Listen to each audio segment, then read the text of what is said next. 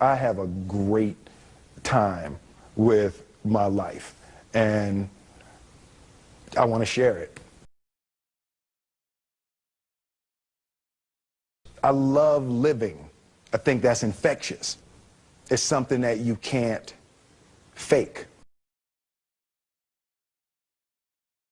Greatness is not this wonderful, esoteric, elusive, God-like feature that only the special among us will ever taste. You know, it's something that truly exists in all of us. It's very simple. This is what I believe, and I'm willing to die for it. Yeah. Period.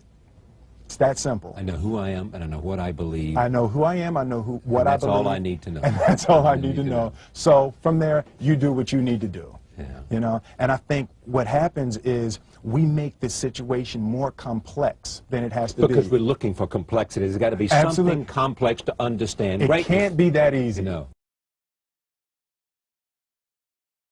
We didn't grow up with the sense that where we were was where we were going to be. You know, we grew up with the sense that where we were almost didn't matter because we were becoming right. Something greater. The separation of talent and skill is one of the greatest misunderstood concepts for people who are trying to excel, who have dreams, that want to do things. Talent you have naturally. Skill is only developed by hours and hours and hours of beating on your craft. I've never really viewed myself as particularly talented. Where I excel is ridiculous, sickening work ethic. You know, while the other guy's sleeping, I'm working. While the other guy's eating, I'm working. I realized very, very young that there's no easy way around it. No matter how talented you are, your talent is going to fail you if you're not skilled. Mm-hmm. You know, if you don't study, if you don't work really hard and dedicate yourself to being better every single day, mm-hmm. you'll never be able to communicate with people, with your artistry, the way that you want. So the only thing that I see that is distinctly different about me is I'm not afraid to die on a treadmill. You might have more talent than me, you might be smarter than me, you might be sexier than me, you might be all of those things. You got it on me in 9 categories. But if we get on the treadmill together, right, there's 2 things. You're getting off first, or I'm going to die. It's really that simple. You're not going to outwork me. It's such a simple, basic concept. The majority of people who aren't getting the places they want or aren't achieving the things that they want is strictly based on being outworked, is strictly based on missing crucial opportunities. I say all the time, if you stay ready, you ain't got to get ready.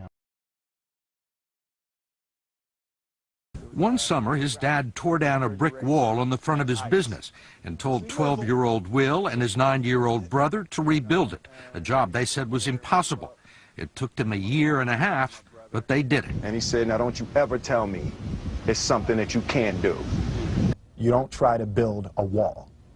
You don't set out to build a wall. You don't say, I'm going to build the biggest, baddest, greatest wall that's ever been built. You don't start there. You say, I'm going to lay this brick as perfectly as a brick can be laid. And you do that every single day. And soon you have a wall. And soon you have a wall. It's difficult to take the first step when you look how big the task is. The task is never huge to me. It's always one brick. Me too. If you get your priorities straight, it's really simple. You don't have to make a decision of what you're going to do. You've already made the decision ahead of time, because passion and emotion in the moment is always going to give you the wrong answer. So if you do the math ahead of time, it's not an issue in the moment. You know, it's an idea that my grandmother always had, that you know, if you're going to be here, then there's a necessity to make a difference. She always instilled the responsibility, the spiritual responsibility that you have to make every group you come in contact with better.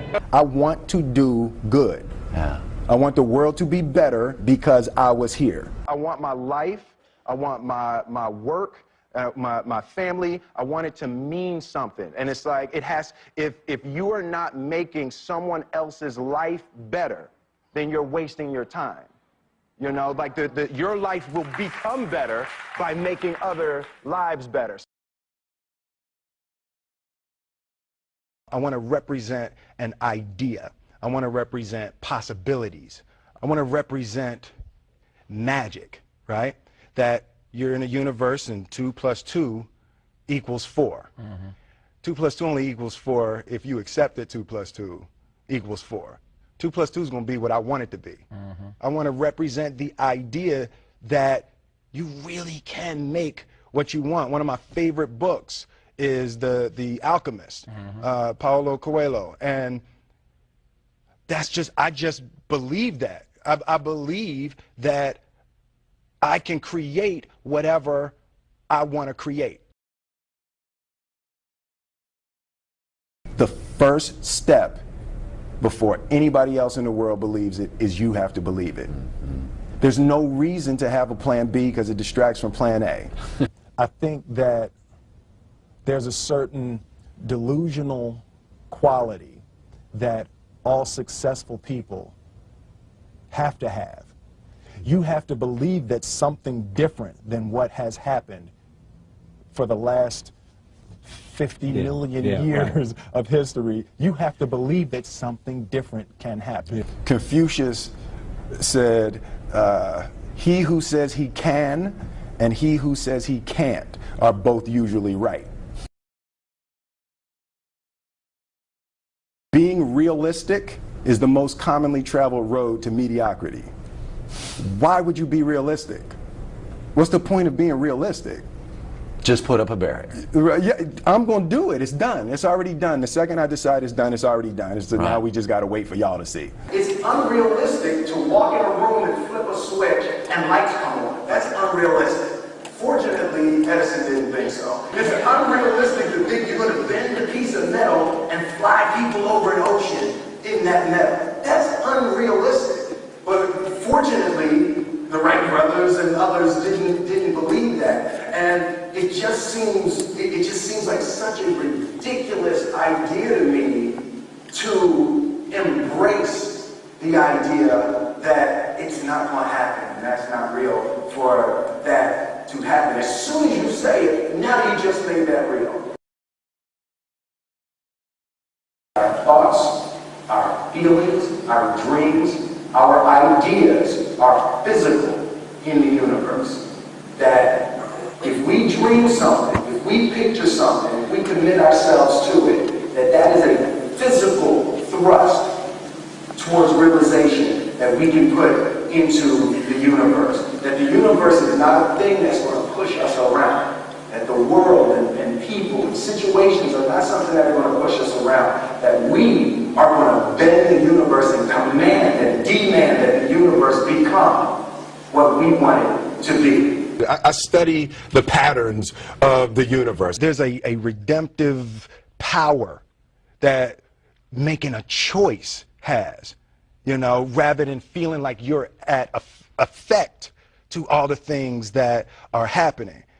Make a choice. Like, you just decide what it's going to be, who you're going to be, how you're going to do it. Just decide. And then from that point, the universe is going to get out your way. It's like, it's water. It wants to move and go around stuff, you know. You know, there's a flow of the universe that I've grown to know just how to go with it. I realize that to have the level of success that I want to have, it's difficult to spread it out and do multiple things. It takes such a desperate, obsessive focus. You really got to focus with all of your fiber and all of your heart and all of your creativity. I'm motivated by fear. Fear. You know? Fear of what? Fear of fear. I hate being scared to do something. And I think what developed in my early days was the attitude that I started attacking things that I was scared of. It was Franklin Roosevelt said the only fear you have is fear itself. Absolutely. Remember that? Absolutely. Yeah. There are so many people who have lived and died before you. You will never have a new problem. You're not going to ever have a new problem. Somebody wrote the answer down in a book somewhere. And it's like just the idea that everything you need to know, someone has written it down. You can't be scared to die for the truth. The truth is the only thing that's ever going to be constant. And you can't fear what might happen to you if you were to tell the truth. Because what happens to you if you don't tell the truth is worse than telling the truth will ever be.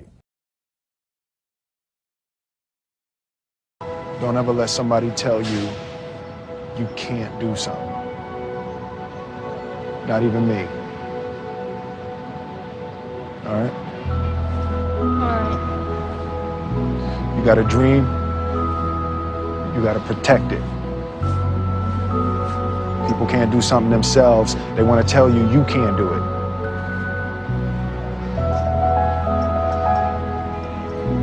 You want something, go get it. Period.